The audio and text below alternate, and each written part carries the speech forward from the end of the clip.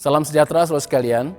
Di awal masa pandemi, kita sudah menunda perjamuan kudus dengan harapan bahwa pandemi akan segera berlalu. Tetapi kini kita menghadapi sebuah realitas di mana masa pandemi terus berkelanjutan tanpa dapat kita ketahui kapan berakhirnya. Kita telah melewati perjamuan kudus pada masa Jumat Agung dan juga di bulan Juli yang lalu. Maka di bulan Oktober ini, saudara sekalian, Majelis Jemaat GKI Kebonjati di dalam persidangannya menetapkan akan melaksanakan perjamuan kudus. Perjamuan kudus pada bulan Oktober nanti akan bertepatan dengan Hari Pekabaran Injil di Indonesia dan Hari Perjamuan Kudus sedunia yang akan dilaksanakan pada tanggal 4 Oktober nanti. Nah, saudara sekalian, perjamuan kudus ini yang akan kita lakukan ini sebuah momen yang sangat baik karena ada sebuah peristiwa yang sangat tepat, yaitu Hari Pekabaran Injil Indonesia dan Hari Perjamuan Kudus sedunia. Nah, perjamuan kudus yang akan kita lakukan dalam masa pandemi ini akan dilaksanakan dengan dua cara. Yang pertama, saudara sekalian, ialah dengan kebaktian secara onset di GKI Kebonjati. Kebaktian onset akan dilaksanakan sebanyak 2 kali, yaitu pada pukul 8 pagi dan pukul 16 sore. Namun setiap kebaktian jumlah kehadiran akan dibatasi hanya sebanyak 64 orang per kebaktian. Bagi saudara yang dapat menghadiri kebaktian tersebut di gereja, diwajibkan untuk terlebih dahulu melakukan pendaftaran melalui link yang ada di layar ini. Pelaksanaan kebaktian onset tentunya harus mengikuti protokol kesehatan yang ditetapkan oleh pemerintah. Oleh sebab itu, tidak semua orang akan punya kesempatan untuk mengikuti secara langsung di gereja. Oleh sebab itu, saudara sekalian, Majelis Jemaat GKI Kebonjati mengajak saudara sekalian untuk bisa mengikuti perjamuan kudus di rumah atau live streaming. Tentunya kebaktian perjamuan kudus secara live streaming ini bukanlah sesuatu yang ideal.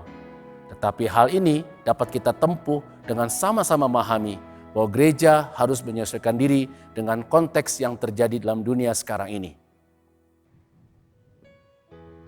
Walaupun kebaktian perjamuan kudus ini dilaksanakan di rumah masing-masing, kita tetap mengikuti syarat bahwa yang bisa mengikuti dan melayani perjamuan kudus di rumah adalah mereka yang telah mengaku percaya atau sidi, atau mereka yang telah dibaptis dewasa, serta tidak di bawah penggembalaan khusus.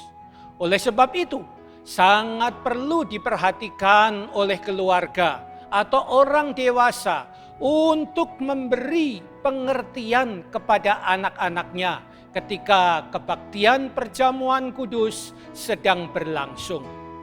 Untuk memfasilitasi keinginan anak-anak ikut serta di dalam perjamuan, maka setelah kebaktian selesai, keluarga dapat mengadakan perjamuan kasih dengan dipimpin oleh salah seorang anggota keluarga.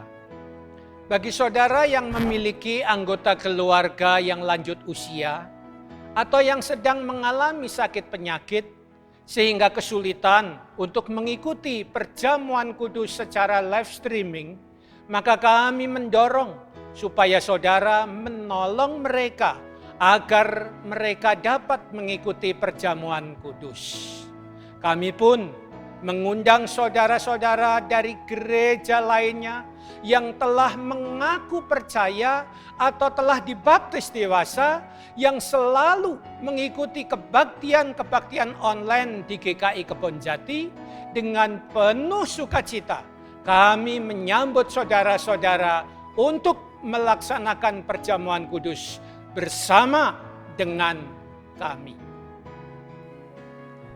Agar pelaksanaan perjamuan kudus di rumah berjalan lancar, maka ada hal-hal yang perlu diperhatikan dan dipersiapkan terlebih dahulu. Di dalam perjamuan kudus nanti ada 2 hal utama yang harus dipersiapkan. Yang pertama adalah simbol roti perjamuan.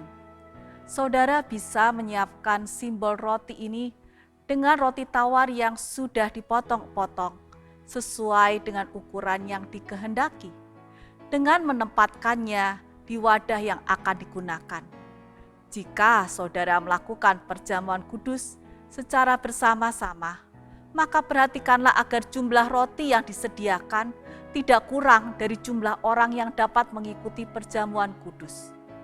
Apabila karena satu dan lain hal, saudara tidak bisa menyediakan roti tawar, maka saudara bisa menggunakan alternatif pengganti seperti biskuit,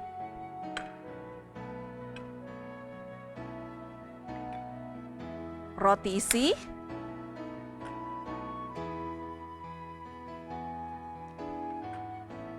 nasi,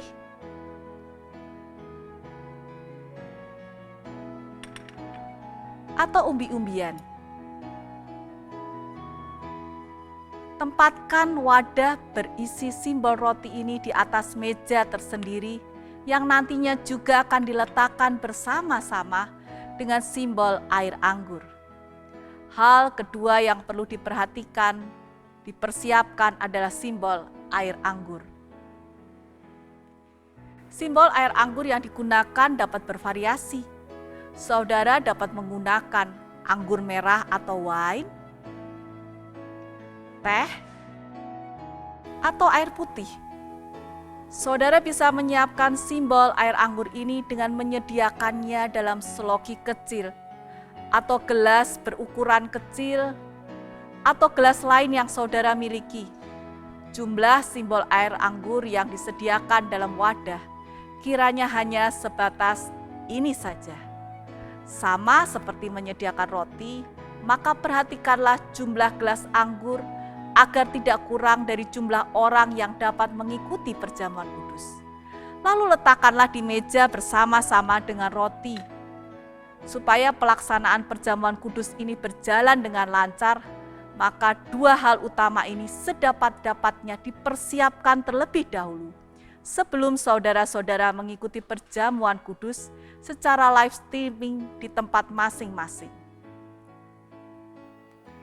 Ketika tiba saat pelaksanaan perjamuan kudus, maka yang melayani pembagian roti dan air anggur di rumah adalah kepala keluarga atau siapa saja yang telah mengaku percaya atau baptis dewasa. Jika saudara melaksanakan perjamuan kudus ini sendiri, maka saudara melayani diri sendiri. Susunan liturgi perjamuan kudus yang akan dilaksanakan nanti sedikit berbeda pelaksanaannya dengan perjamuan kudus yang biasa kita lakukan.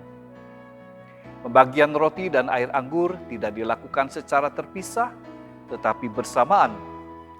Pendeta yang memimpin perjamuan akan mengatakan, roti yang dipecah-pecahkan ini adalah persekutuan dengan tubuh Tuhan Yesus Kristus. Lalu langsung melanjutkannya dengan berkata, cawan minuman syukur ini adalah persekutuan kita dengan darah Kristus. Ambillah.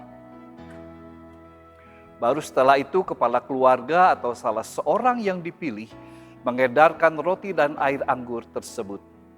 Bila tidak ada orang lain, saudara mengambil untuk diri sendiri. Setelah mengambil roti dan air anggur tersebut, saudara menunggu aba-aba dari pendeta. Pendeta akan mengatakan, ingat dan percayalah bahwa tubuh Tuhan kita Yesus Kristus telah dipecah-pecahkan untuk keselamatan dunia. Makanlah. Maka saudara di rumah ikut makan bersama. Selanjutnya ketika pendeta mengatakan, ingat dan percayalah bahwa darah Tuhan kita Yesus Kristus telah dicurahkan bagi keselamatan dunia, minumlah. Maka saudara di rumah ikut minum bersama-sama. Setelah itu seloki atau gelas yang dipakai dapat dikumpulkan di meja kembali. Setelah liturgi perjamuan kudus, maka kebaktian akan dilanjutkan sampai selesai. Setelah kebaktian usai, maka saudara dapat melakukan perjamuan kasih untuk seluruh anggota keluarga yang ada di rumah. Roti dan air anggur yang telah disiapkan bisa dibagikan juga kepada asisten rumah tangga atau siapapun yang ada di rumah. Perjamuan kasih dapat dilakukan sebagai acara merayakan kasih dan keselamatan yang Tuhan anugerahkan kepada kita semua. Setiap keluarga dapat menyiapkan setting acara ini dengan memberikan suasana khusus tergantung kesiapan masing-masing. Demikianlah penjelasan singkat untuk kita semua di dalam mempersiapkan perjamuan kudus di rumah. Sama seperti kebaktian perjamuan kudus sebelum pandemi ini, marilah setiap kita menyiapkan diri sedemikian rupa sehingga kebaktian perjamuan kudus ini tetap dapat berlangsung secara hikmat dan lancar walaupun dilakukan di rumah. Kami pun menghimbau agar saudara-saudara sekalian dapat mengikuti kebaktian perjamuan kudus secara bersama di waktu yang sama. Tujuannya adalah agar tercipta suasana kebersamaan yang menyeluruh ketika kita menjalani kebaktian perjamuan kudus ini secara bersama-sama di waktu yang sama.